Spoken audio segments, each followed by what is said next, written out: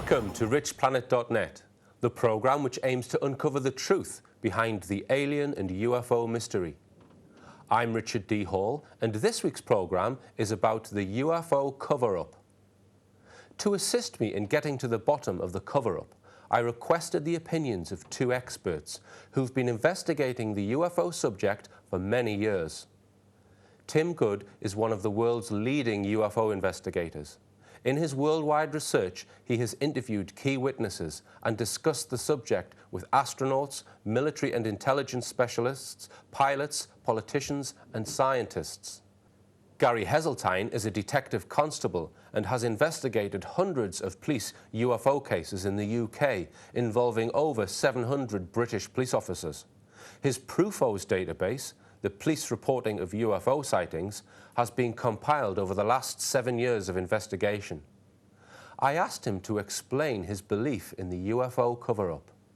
There is a decision from somebody very high up to have a broad policy of downplaying the subject, because it doesn't make sense to me that you can have 3,000 commercial pilots, 2,000 military pilots, people who have had millions of pounds spent and dollars spent on their flying education, whose testimony is just totally ignored. Yeah.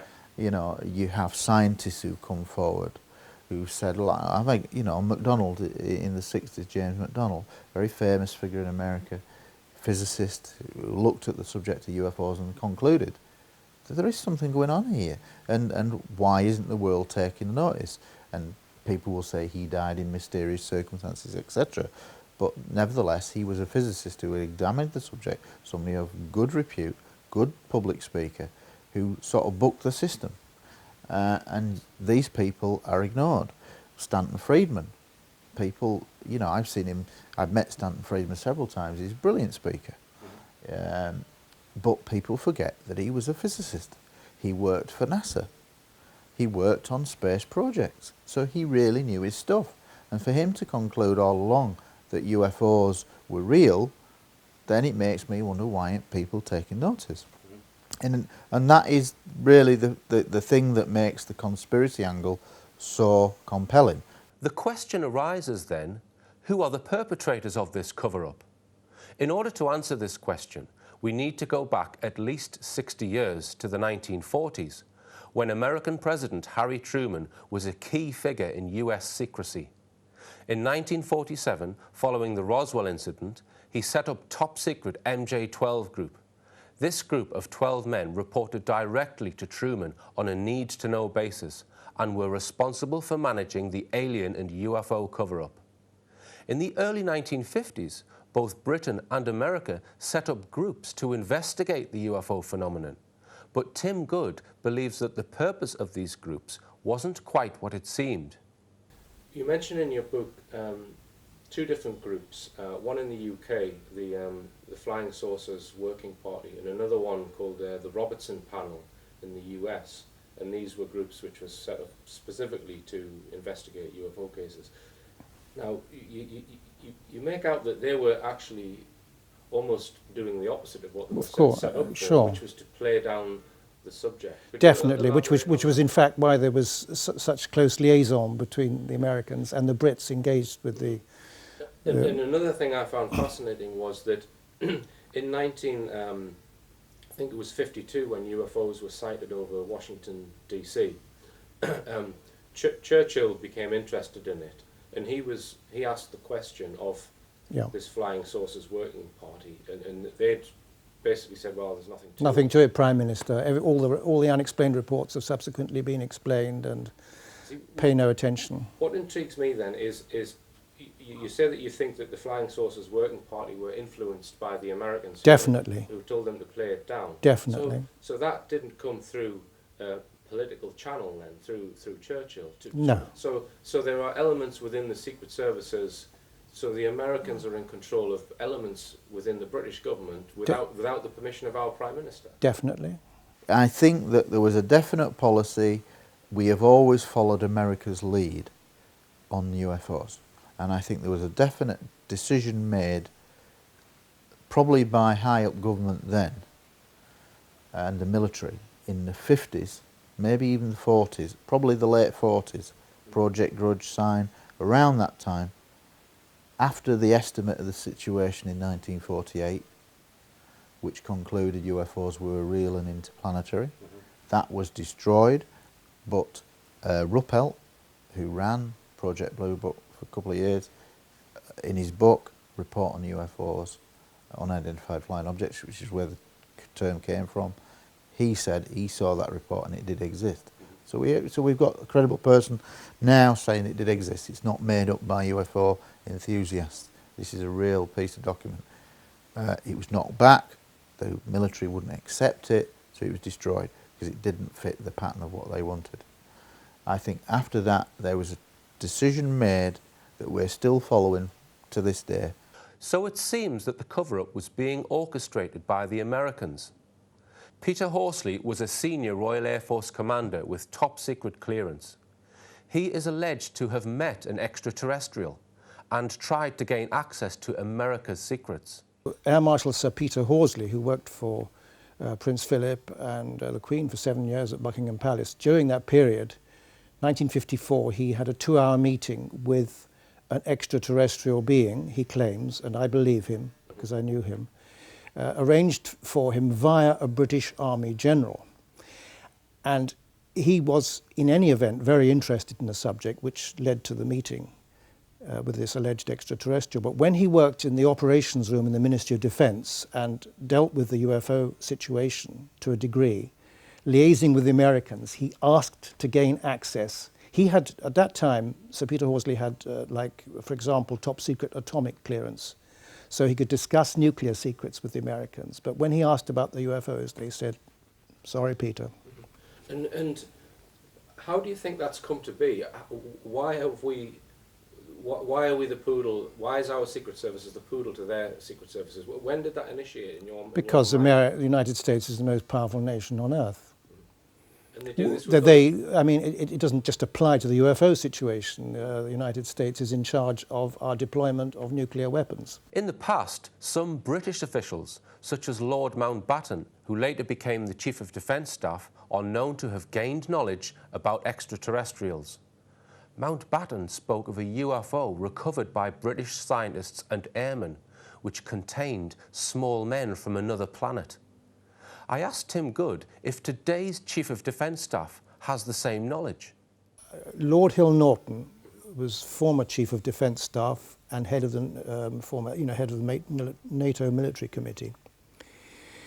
He certainly did not have a need to know, and I believe him. I found that incomprehensible, but he said maybe, if at a different time, if something big was going on, I would have had a need to know, but there wasn't, and he wasn't Chief of the Defence Staff for all that long. Okay, and if you look at the MOD's hierarchy in the armed forces, I mean, how far down do you have to go, or where are the?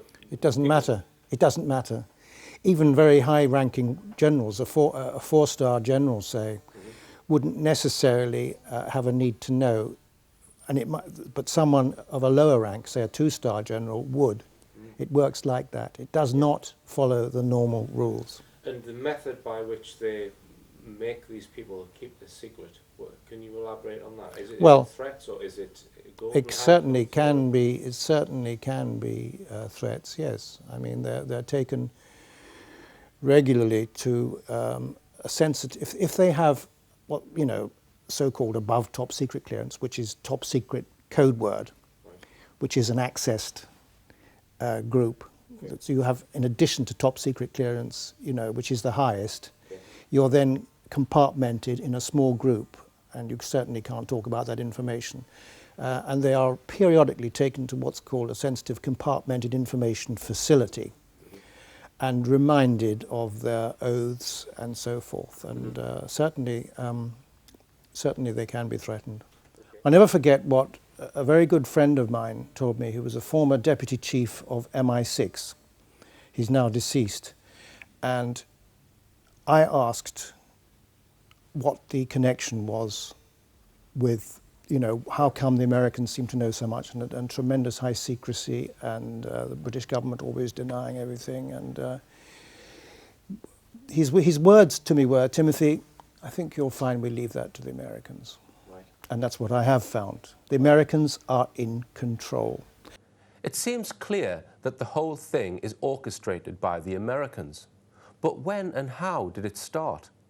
I'm firmly convinced that communication with select groups of military and intelligence people, scientific intelligence people, very restricted, specialized groups, that first began in 1943.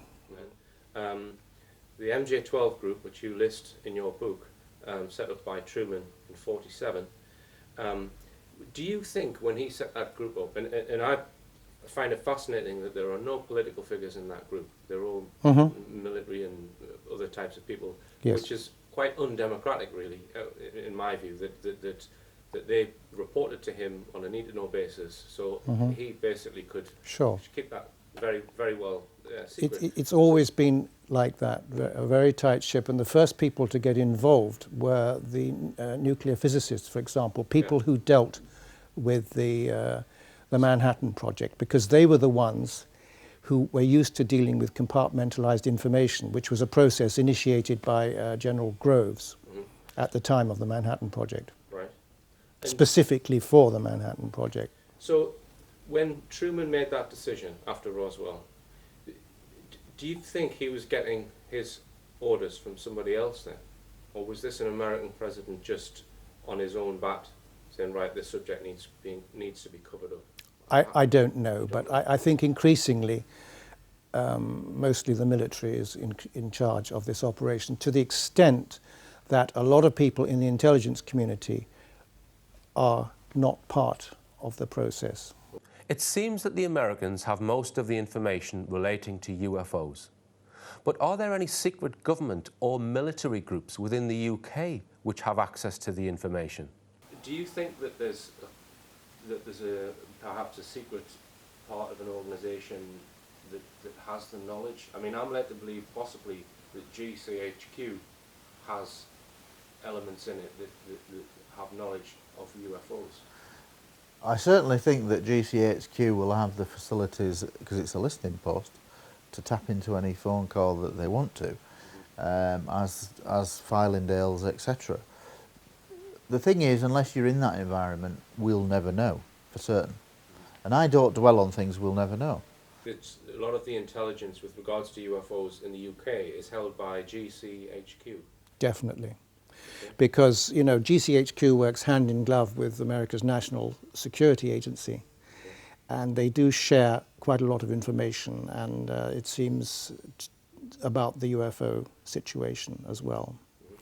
I have tried to get information from one or two people, but they're absolutely tight-lipped about it. So do you think, because obviously whenever there's UFO reports, they all go to the MOD, and so do you think there's contact between the MOD and GCHQ? It would depend. It would depend on the department in the Ministry of Defence. Right.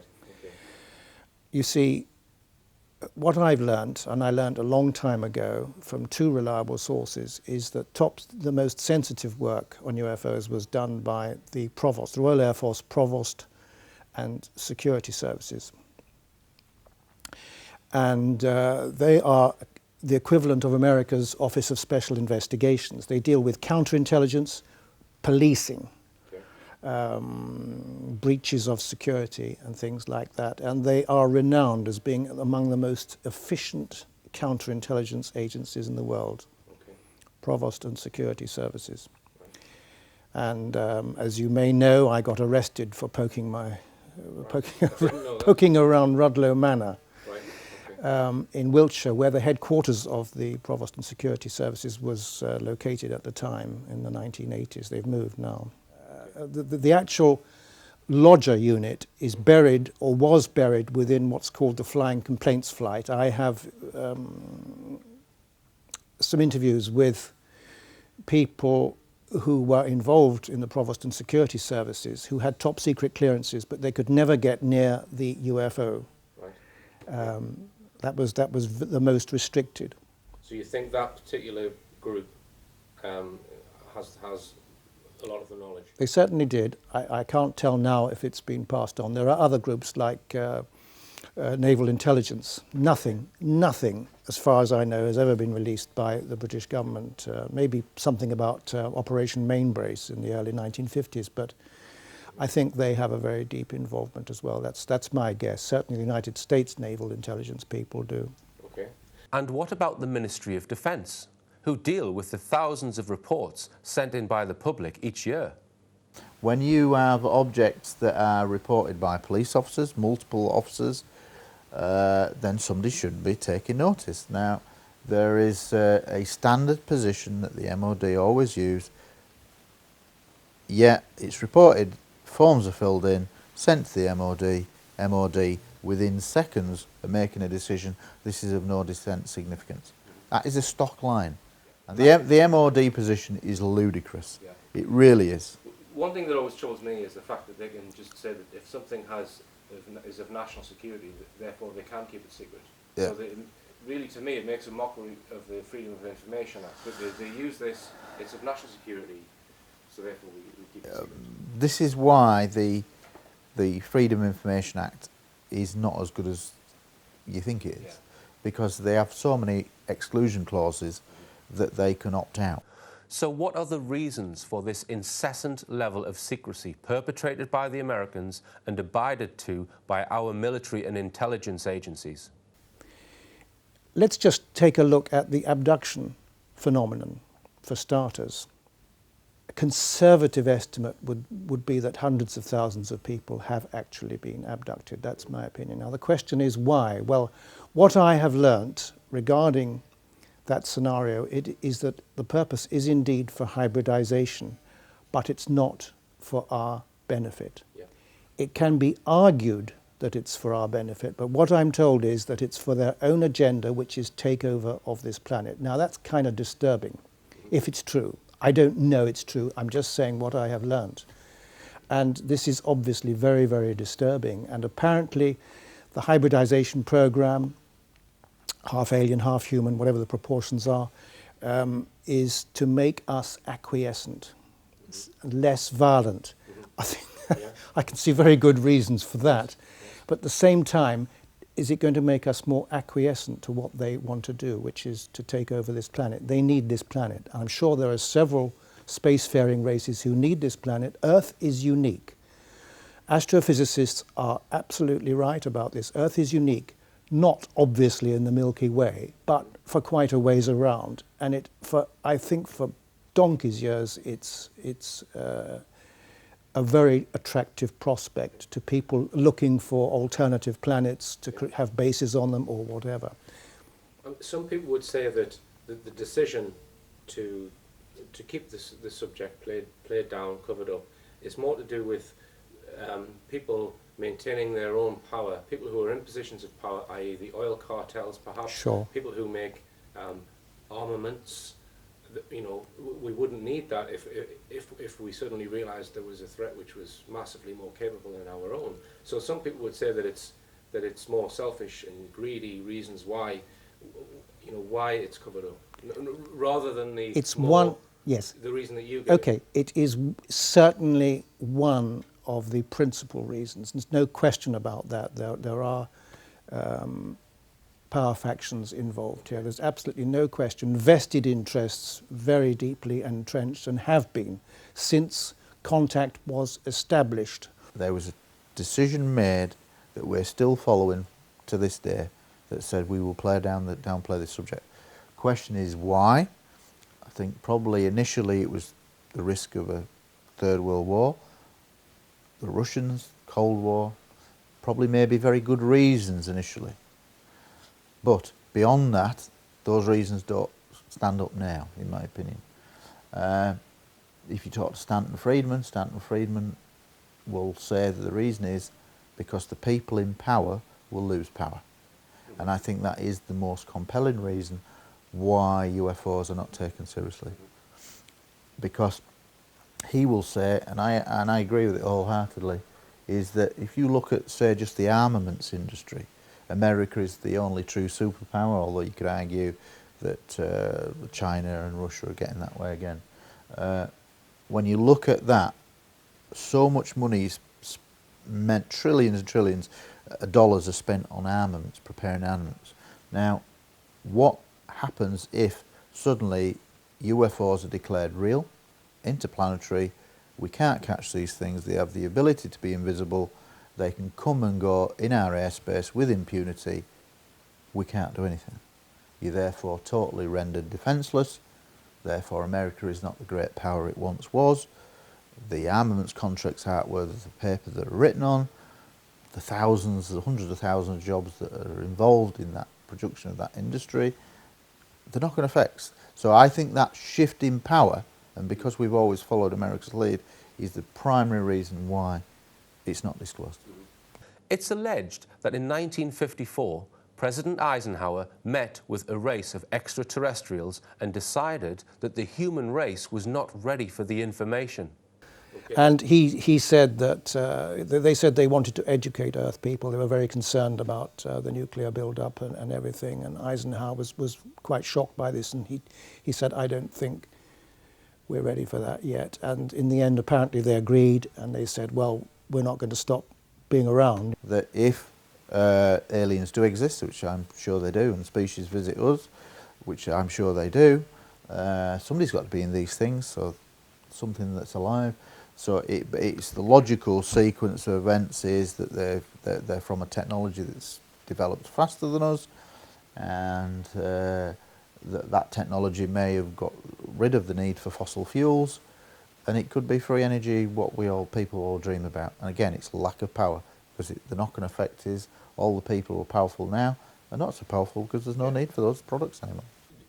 Do you think that we call it the cover-up, do you think that's actually perpetrated by an alien force then? Or do you think that's purely human beings? That's a very good question, but I myself think, well, the two things I'd like to say about that is that, first of all, from what I've gathered, many of the aliens don't want us to know what they are doing here. And that's kind of understandable, and they could take retaliatory action if, say, those few people in the United States government wanted to start talking. And it's quite possible they've done that already.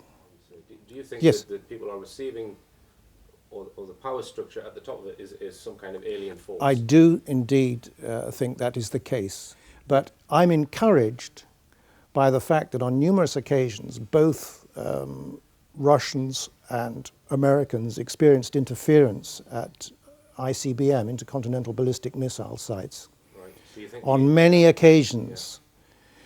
Yeah. And they have also shown the ability to launch those rockets if they chose, or to shut them down so that they couldn't be launched. So they are in charge. Could it be that it is the aliens themselves that are orchestrating the cover-up?